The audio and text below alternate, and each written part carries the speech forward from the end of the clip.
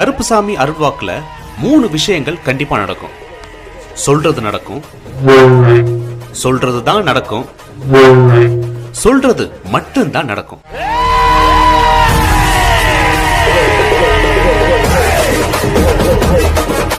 கல்யாணத்துக்கு கடை வாங்கணும், நிறையா கம்மியா வாங்கிக்கலாம்.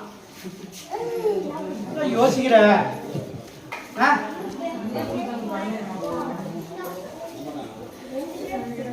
என்னப்பா அந்த பொண்ணு நான் கட்டுமா கட்டாதுன்னு எனக்கே தெரியல. இருந்தா அந்த பொண்ணுங்கிறாரு.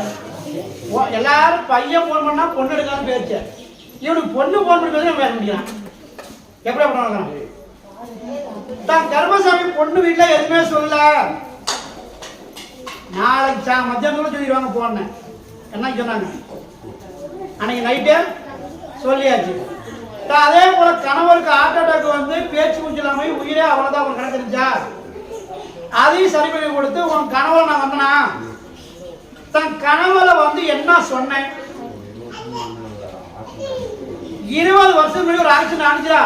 அந்த ஆக்சிடென்ட்ல வேற ஒருத்தர் இறந்து போயிட்டான். அதோட பாதிப்பு உனக்கு கொடுக்குது. இனிமே நான் பாத்துக்கிறேன். இனிமே நான் பாத்துக்கிறேன். என் கூட வாடா. என்னை மீறி ஒண்ணு எதுவும் பண்ண முடியாதான்னு. எத்தனை ஆண்டுக்கு முன்னாடி செத்துது? 20 வருஷத்துக்கு முன்னாடி செத்து எனக்கு தெரியாது. உண்மையா ஏன்னு சொல்லவும் முடியாது. கரெக்டாக கனவுல வந்தனா அதே மாதிரி பண்ணினேன். வீட்டையும் கல்யாணம் பண்ணியாச்சு, வீட்டுக்கு பட்டாவை வாங்கியாச்சு, பொண்ணும் பார்த்தாச்சு, பொண்ணு நிச்சயமும் முதல் மாட்டாச்சு, பொண்ணு தேதி வச்சாச்சு கல்யாணத்துக்கு.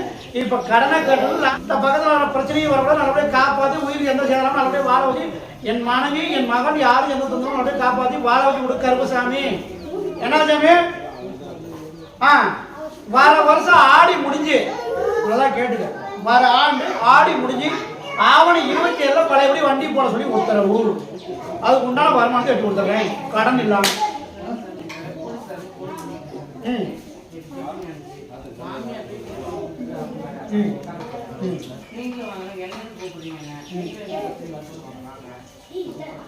கருப்பசாமி என்ன சாமி நிலப்பறான்?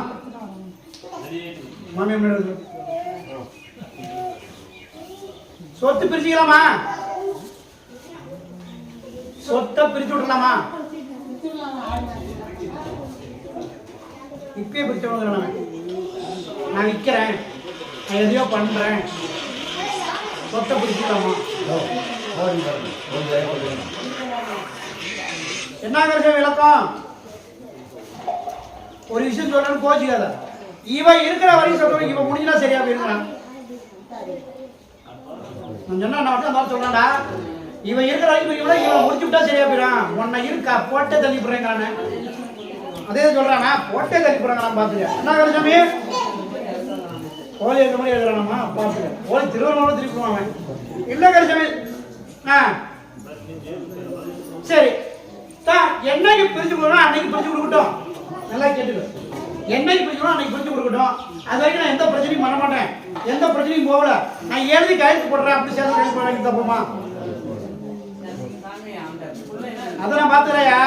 இன்னைக்கு நிலைப்பாட்டுக்கு எந்த பிரச்சனையும் நான் போகல, எந்த சிக்கலும் பண்ணல. சொத்து பிரிச்சு தலைக்கு பிரிச்சு கொடுக்குறேன். நான் எழுதி கையெழுத்து போட்டு கொடுத்துறேன்.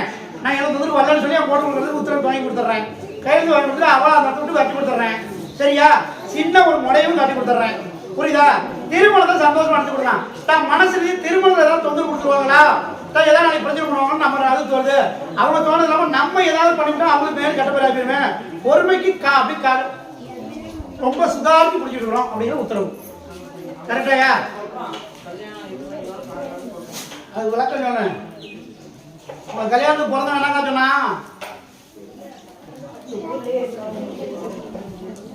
பிறந்த உன் மக கல்யாணத்துக்கு பிறந்த எத்தனை பிறந்த 5 பேர் என்ன சொன்னான்?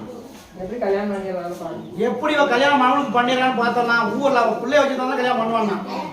சரிங்க கல்யாணம்னா அவனுக்கு ஊர்ல வந்துட்டு நான் பாத்துறேன். யாருமே யாரு இல்ல அப்படியா? 5 பேருமே தூக்குறேன் பிள்ளையா. நல்லா கேட்டுக்க. 5 பேர் சேர்த்து ஒரு பிள்ளை தூக்குறேன். நான் 5 பேருமே தூக்கிட்டேன். பிள்ளை கல்யாணம் எடுத்துட்டு 15 வருஷம் வருது. வளைகாப்பு முதல் வளைகாப்பு என் கோயில தான் பண்ணேன். ஆண் வாரிசு நான் தான் கொடுத்தேன்.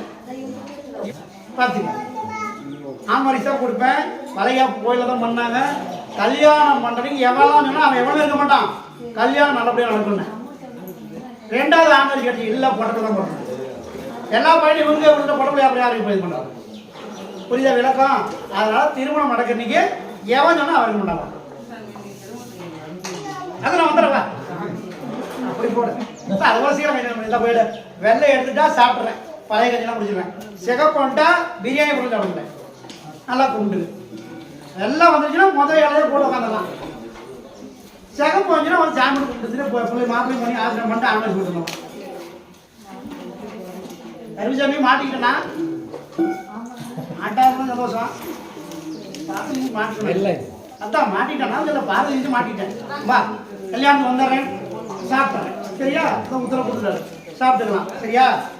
அந்த 57 87 97 சொன்னோம்யா, பார்த்து சுதாரிச்சிக்க, கரெக்டாக குடிச்சிக்கலாம். கல்யாணத்துக்கு கடையெல்லாம் பண்ணிக்கலாம்.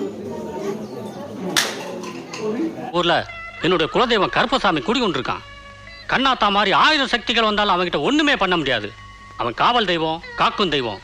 அவனை நம்பி சரணடைஞ்சவங்களை அவன் காப்பாத்தாம விட்டதா சரித்திரமே கிடையாது. நீ அங்க போய் முறையிடுதாயி.